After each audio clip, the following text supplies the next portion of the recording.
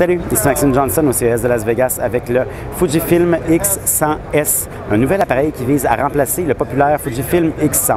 Alors, comme vous vous souvenez, le X100, c'était un appareil photo qui était vraiment haut de gamme, mais avec des caractéristiques très spéciales. Donc, c'est un mélange de rétro, donc le design est rétro, tous les contrôles sont manuels.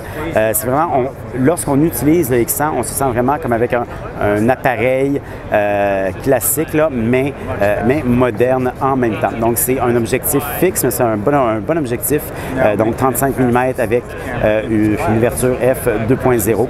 Ça, c'était le cas avec le X100. Et avec le X100S qu'on a ici, c'est la même chose. Donc, c'est exactement le même objectif.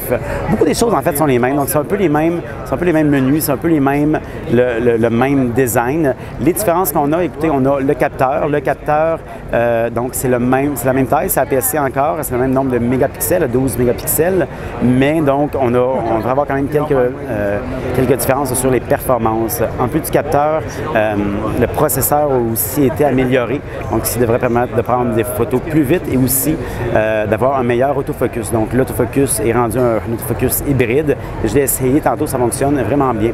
Pour ceux qui se demandent c'est quoi cet appareil de métal-là au centre, en fait, c'est un petit accessoire qui se vend et qui permet de rendre l'appareil photo beaucoup plus confortable à tenir, surtout d'une main.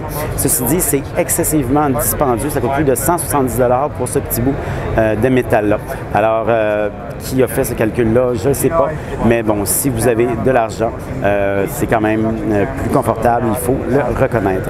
Alors, pour avoir plus d'informations sur le Fujifilm X100S qui devrait être lancé vers la mi-mars, je vous invite à consulter mon site web, maximejohnson.com/techno.